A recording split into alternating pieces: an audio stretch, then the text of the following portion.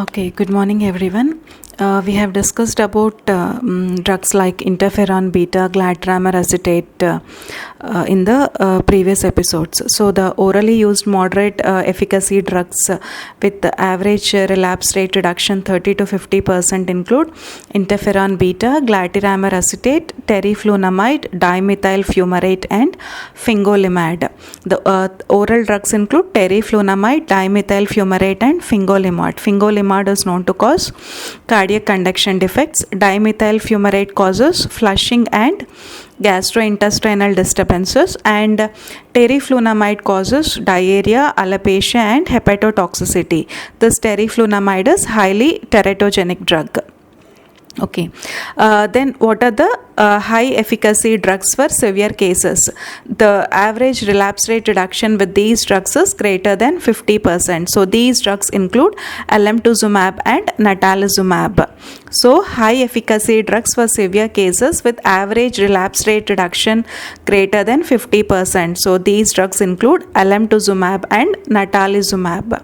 So this alemtuzumab, it is given by intravenous infusion over 2 courses separated by 12 months. Okay, what are the side effects of this alemtuzumab? So it causes autoimmune reactions, example thyroid disease and ITP.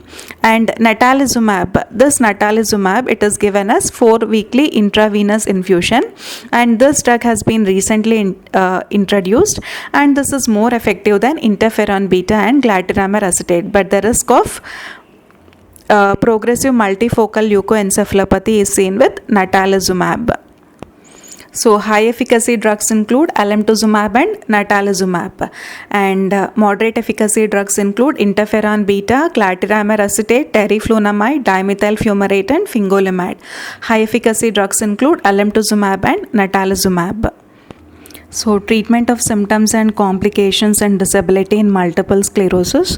So we have to provide patients with a careful explanation of the nature of the disease, and if disability occurs, patients and their relatives they should provide appropriate support, and this includes the treatment of symptoms complications. It includes a multidisciplinary team of physiotherapists and nurses who they have to help the patient by provision of aids at home as well as reducing the handicap.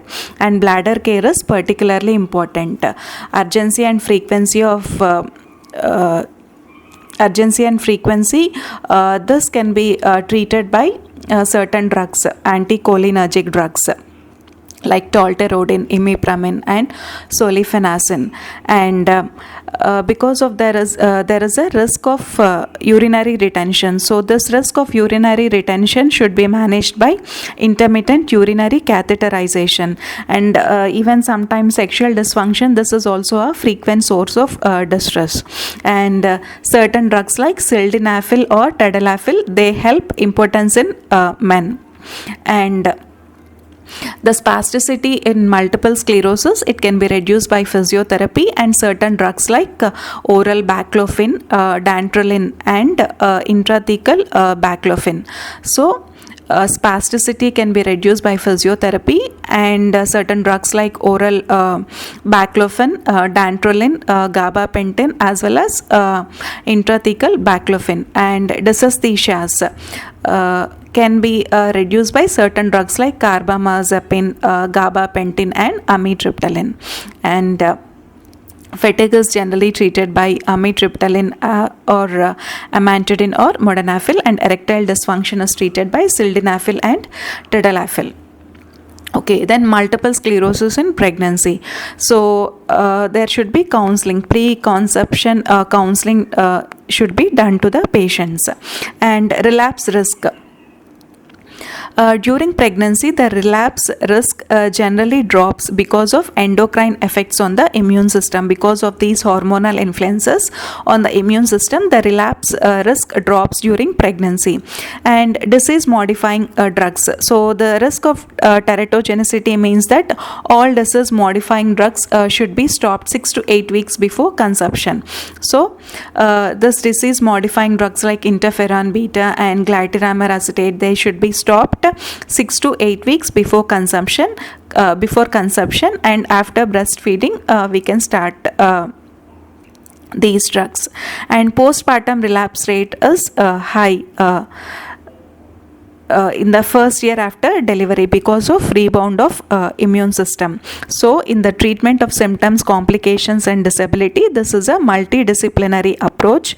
Physiotherapy has to be given, and to reduce the spasticity, baclofen, dantrolene, gabapentin and intrathecal baclofen should be given. And to prevent painful episode dysesthesias, we have to give carbamazepine, gabapentin as well as amitriptyline. And bladder symptoms, if there is urinary urgency and frequency, we can treat with anticholinergic drugs.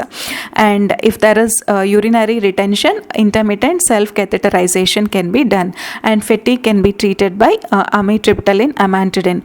And erectile dysfunction can be treated by certain drugs like sildenafil and tadalafil. And multiple sclerosis in pregnancy, so before pregnancy, pre-conception counseling has to be done.